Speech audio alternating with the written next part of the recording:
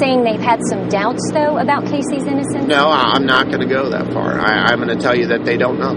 Brad, has George or Cindy ever had any kind of therapy for this? Have they had any kind of mental or social therapy to go through this kind of turmoil? You know,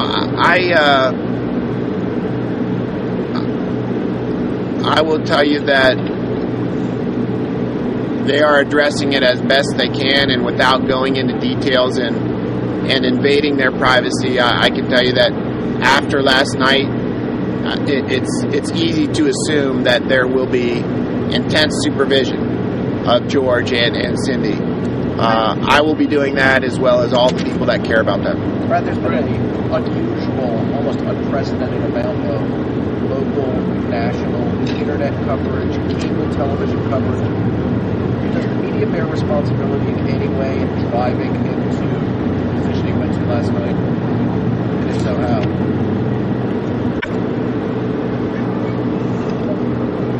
Yes. Yes, and in a small way. There are individuals that lack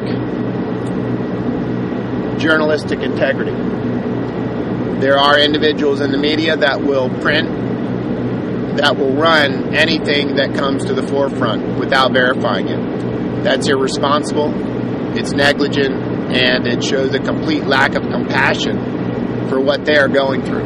And that's what I'm asking to put a stop to. But did it contribute?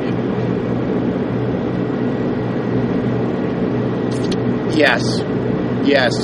You know, he's done the best that he can, but I mentioned earlier speculation about them delaying their granddaughter's funeral for monetary profit, and the fact that is just garbage, absolutely untrue. Yet they have to endure rumors like that, and they don't have to hold a public memorial. They are, because of the people that show them compassion and the people that care about their granddaughter, Kaylee Murray. Any updates as to when the Anthonys will get control of Kaylee's remains and be able to plan a proper burial for her? I am being told that sometime the beginning of February, and I'm getting a little bit frustrated with the delay as their representative. So as their representative, my frustration is minuscule compared to what they're going through, and their patience, I think, is great and commendable, but it's time. It's time that this little girl be buried. Any idea when George is going to get out of the hospital? No, I can't answer that right now. Also, what was the medication he was taking? I don't know. I don't want to get into specifics. I will tell you that it was prescription medications, and I don't want to be wrong. Sources say that in George's suicide note, that he said that he had taken some pills. However, when officers got him and took him to the hospital, he said he didn't take any pills. Is there a reason why he would write that in a letter and kind of trail off like he was kind of fading out? You know, without talking to George and without talking to the doctors and finding out what they had to do for him when he arrived at Halifax, I will tell you I don't know. I will assume, and I think safely assume that he did, based on what I was told by law enforcement, that he did consume some pills and some alcohol. And if that turned out to be wrong, then I will correct that. But Brad, do you think his will to live was actually stronger because he did send those text messages out, sort of a cry to say, come get me? I think George was reaching out, and I think that George wanted to help. I don't think that George wants to leave. I think that George wants to follow this through, and of course, foremost in his mind was his granddaughter, Kaylee Marie, and he's got other responsibilities that he knows. He's got a son, Lee, and a daughter, Casey, and a wife, Cindy, that he needs to be here to take care of. You said you were frustrated that they haven't been able to hold that memorial yet. Is that frustration with the defense team, or is that frustration with the state attorneys? The frustration is with the delay, and it's not with either side, because I've said we want everybody to have their opportunity, but having practiced criminal defense for going into my 17th year, I know that the team that has been assembled to do the autopsy, both on the state and the defense side, know what they're doing. And it's time that they conclude their tests and we get on with this. Casey was on George's form, like foremost in his mind. Were the text messages that he gave you last night to give you that indication? No, the text messages were very general, and they did not mention anybody specifically. They've got a long road ahead of them, and obviously it could get a lot more difficult from here with the trial coming up and more details coming out about how Kaylee was ultimately left where she was. How do you prepare them for that, and how do you make sure that this doesn't happen again? That's a hard question to answer. I prepare them for that by insulating them as much as I can. That goes back to reviewing discovery for them, preparing them for what's going to come out before they hear it from the media, by trying to head off rumors and innuendos and blatant lies as best I can.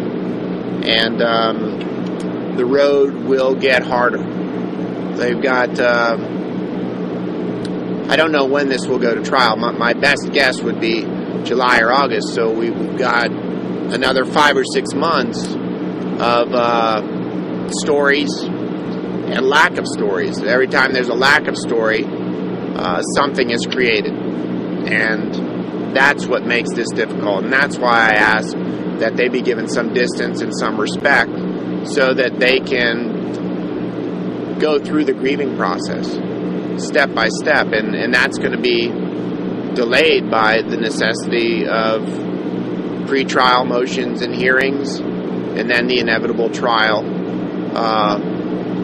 or a plea agreement if that happens. And having said that, I know the next question is going to be, well, what is the plea agreement? There is no plea agreement. This case is set for trial, and it is going to trial.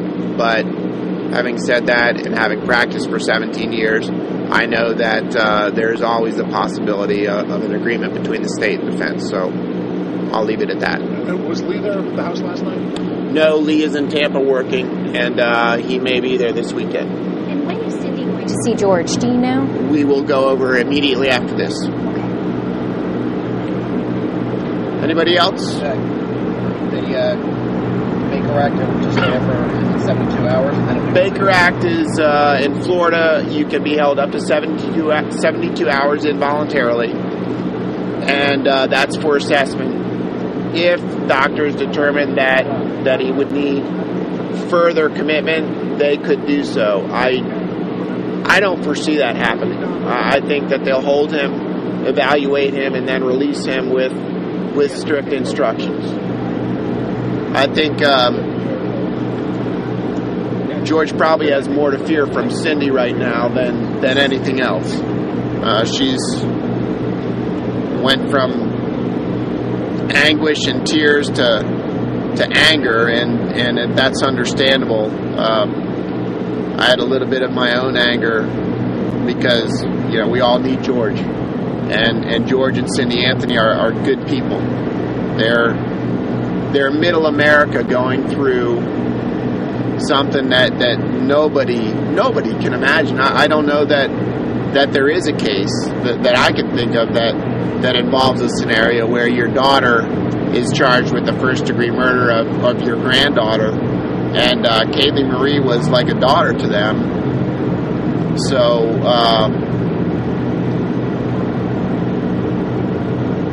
that's why I ask that people understand what they're going through and understand that they have not done anything wrong. They don't deserve the attention and the negative publicity that they've gotten. Anybody else? All right. Thank you.